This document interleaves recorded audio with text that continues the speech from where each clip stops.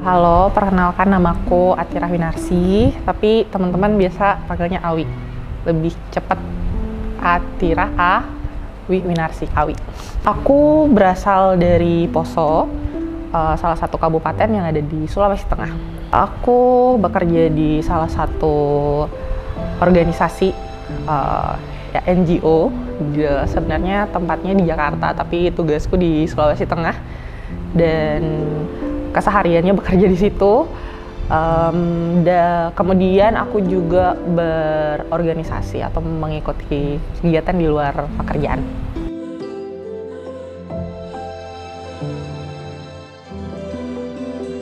Isu yang aku fokuskan adalah perempuan dan juga kesehatan reproduksi.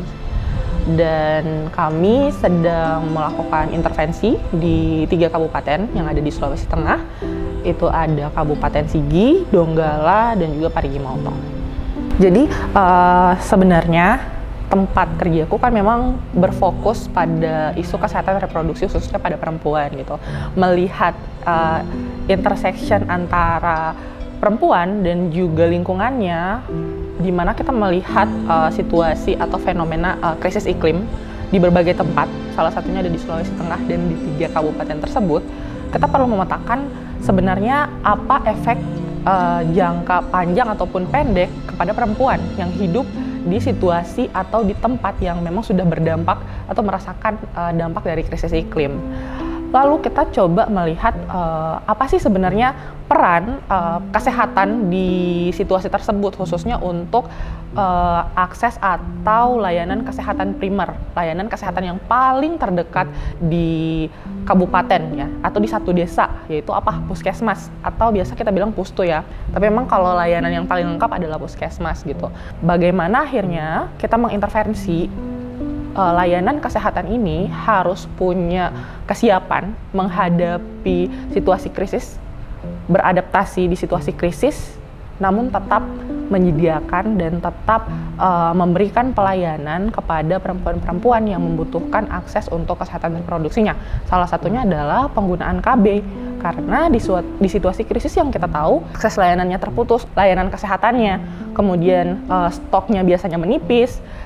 Itu membuat atau menghambat perempuan-perempuan untuk mengakses atau khususnya untuk ibu ya, perempuan-perempuan yang menikah untuk mengakses layanan KB. Saat situasi krisis dan kesulitan mendapatkan layanan tersebut, akan terjadi berbagai masalah lanjutan. Misalnya kehamilan yang tidak diinginkan, itu sangat banyak terjadi pada saat situasi krisis dan bencana, kekerasan terhadap perempuan dan anak. Sebenarnya kami juga baru jalan untuk tahun ini mengintervensi, tapi kami memang melihat kalau misalnya tidak bisa hanya satu sektor saja yang diintervensi. Perlu adanya penguatan di selain di layanan kesehatannya, kita juga perlu memperkuat masyarakatnya. Jadi seperti oh iya, di situasi krisis masyarakat udah berdaya nih, udah punya pengetahuan, udah punya kapasitas, tapi saat mereka mau mengakses layanannya malah tidak siap. Jadi itu sangat perlu disinkronkan bagaimana layanan juga siap untuk memberikan pelayanan pada saat orang-orang, khususnya perempuan dan anak, mengakses layanan kesehatan itu.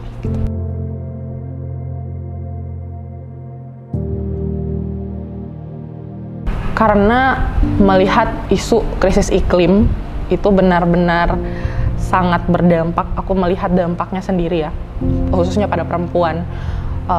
Harusnya kita mengalami atau memang iklim akan berubah, tapi ini terlalu cepat karena banyak sekali sebenarnya faktornya. Kalau mungkin di Sulawesi Tengah ya salah satunya adalah tambang. Melihat perempuan hidup di situasi krisis iklim, di situasi krisis karena tambang, itu sangat menyedihkan. Perempuan punya tubuh yang cukup kompleks. Saat membersihkan, butuh lebih banyak air. Sedangkan di situasi krisis, biasanya air tidak tersedia. Dan itu membuat kesehatan reproduksi perempuan sangat terganggu.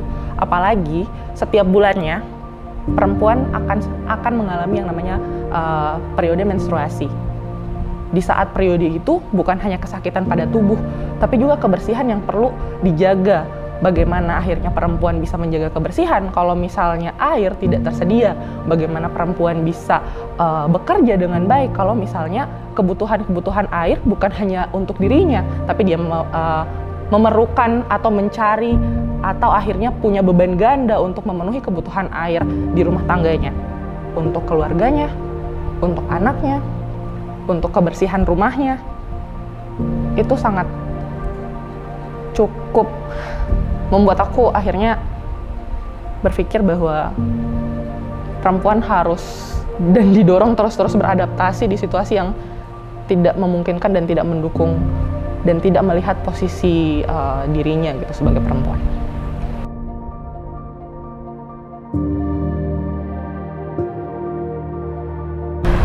Yang memotivasiku adalah pertama, karena aku adalah seorang perempuan, merasakan hidup menjadi perempuan di dunia patriarki yang belum mendukung perempuan untuk tumbuh, belum sepenuhnya mendukung perempuan untuk bersuara, rasanya sangat sesak sebenarnya. Maka dari itu aku memutuskan untuk mencari perlawanan atau mencari jalan-jalan, mencari ruang yang bisa memberikanku, atau lebih sederhana, membuat aku merasa hidup sebagai perempuan. Dan aku terus mencari itu dan akhirnya mendapatkan gitu. Dan saat mendengar kisah-kisah yang lain, oh ya, aku bukan hanya aku sebagai perempuan, ternyata perempuan-perempuan lainnya itu mengalami hal yang sama juga. Bahkan di tempat-tempat yang berbeda, tidak terspotlight, tidak tersenter di satu tempat saja. Ternyata perempuan yang di Poso merasakan kesakitan, pernah mungkin punya pengalaman pelecehan seksual, mungkin sulit untuk mengakses layanan kesehatan. Begitu pula perempuan-perempuan yang ada di Jawa, di Papua, di Sumatera. Dan aku mendengar kisah-kisah itu, rasanya itu tervalidasi bahwa ya lagi ternyata memang berat menjadi perempuan, dan jalan satu-satunya adalah bertahan, merebut ruang.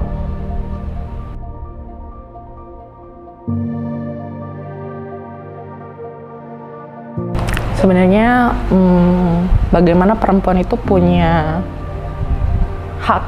hak perempuan untuk memiliki tubuhnya sendiri.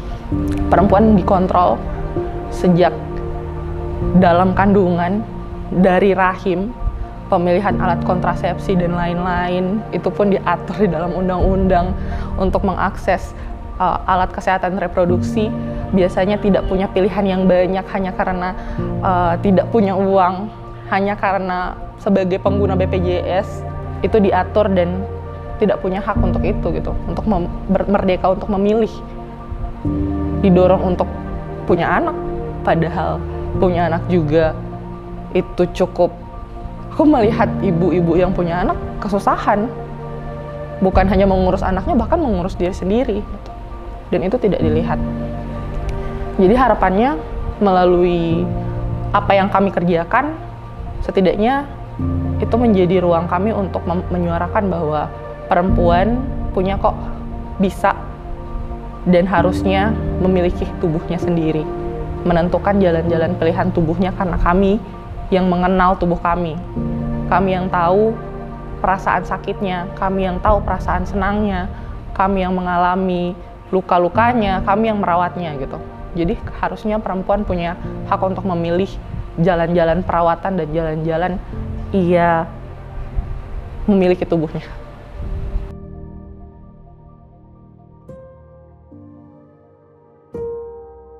Selain memang sudah hidup di sistem patriarki, ditambah lagi dengan oligarki ini, peran laki-laki menurutku menjadi salah satu tantangan ya.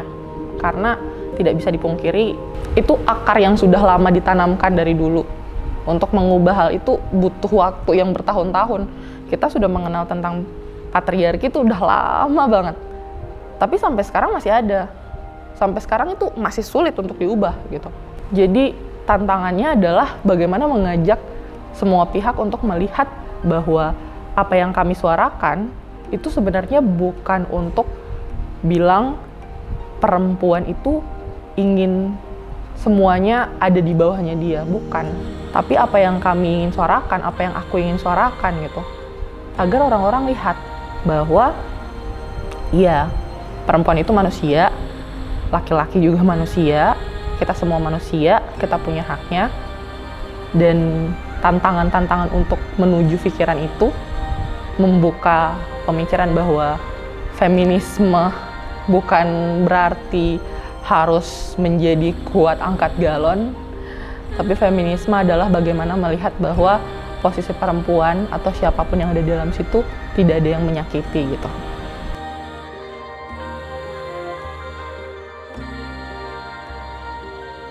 Ya, beberapa kali, apalagi kalau misalnya tempatnya itu adalah tempat yang baru, karena aku orang Poso, besar di Poso, bukan mengintervensi daerahku, bahkan di daerahku sendiri kadang aku juga pernah merasakan ditolak gitu, membawa pemikiran-pemikiran yang aku dapatkan di ruang manapun, kadang dicemooh sebagai seseorang yang belajar, bahkan juga dengan penampilanku itu terlihat aku merasa aku harusnya bebas berekspresi dalam menentukan apa yang ingin ku pakai, tetapi tetap memperhatikan di mana kita berdiri. Tapi tetap saja gitu, sebagai seseorang yang juga menganut agama Muslim, ya untuk tidak berhijab kemudian berdiri di depan itu pun sering dipertanyakan. Itu menjadi salah satu tantanganku untuk diriku sendiri gitu. Karena pada saat memutuskan untuk tidak berhijab, dan apa yang aku suarakan di depan, berdiri di depan, belajar, mengajak orang, itu dipertanyakan. Oh, dia berpikir seperti itu setelah dia melepas hijab. Dia belajar apa? Itu jadi salah satu pertanyaan yang sering orang-orang tanyakan pada aku. Bahkan bukan apa yang aku katakan, tapi melihat penampilanku sebagai seorang kawi, itu menjadi kendala sendiri gitu. Saat berada di masyarakat, di teman-teman, tetapi lebih sedikit mudah saat orang-orang tidak pernah melihat sejarahku bahwa oh ya, Awi seorang Muslim, dia tidak berhijab. Lebih mudah untuk mencoba untuk berbaur.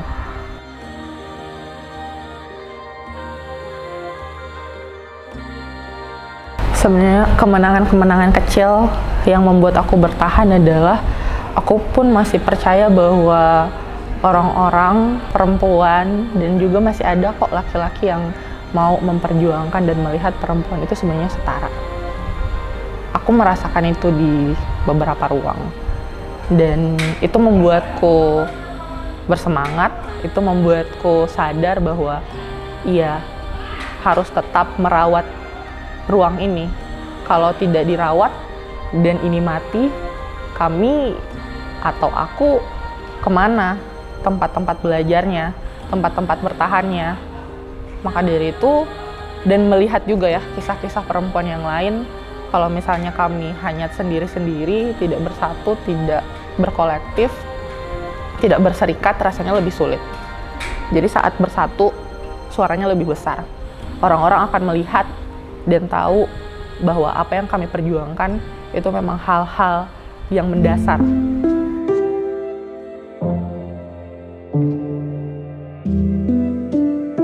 Harapanku yang pertama untuk teman-teman perempuan, pasti punya banyak latar belakang, punya banyak pengalaman yang membuat kadang kita akhirnya tidak berani untuk bersuara, atau bahkan ada titik balik di mana kita mau atau berani bersuara.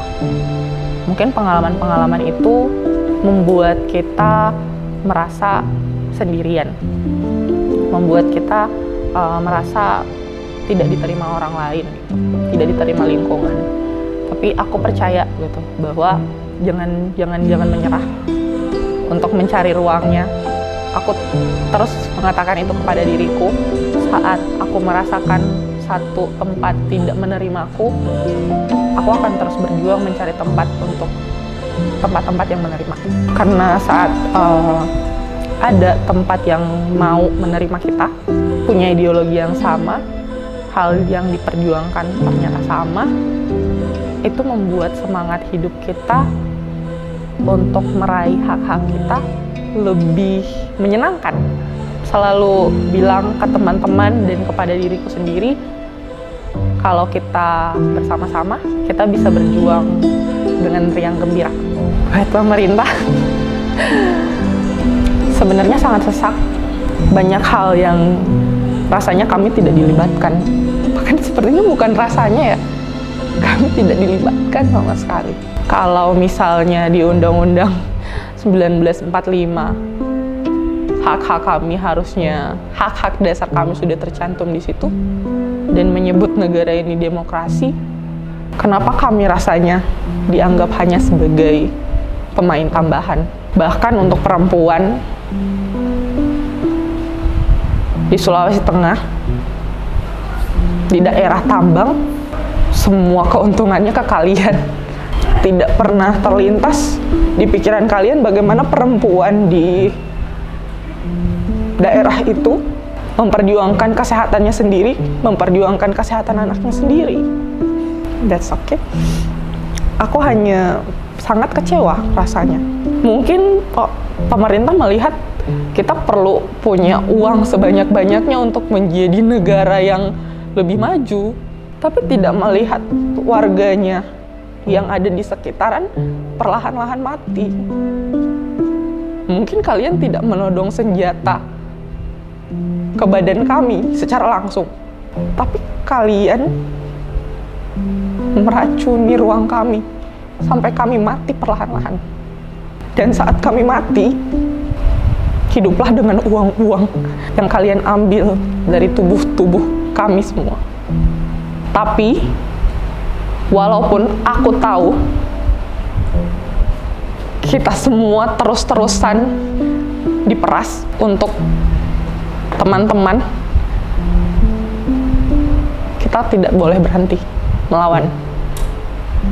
Kita tidak boleh berhenti bersuara, karena memang itu adalah hak kita untuk bersuara. Dan untuk pemerintah, selamat. Kalian benar-benar hebat menghancurkan rakyat-rakyat kalian dengan perlahan-lahan. Aku kecewa. Entah kekecewaan ini akan didengar atau tidak. Aku juga tidak tahu harapanku yang baik apa ke kalian. Tapi, ya, it's just...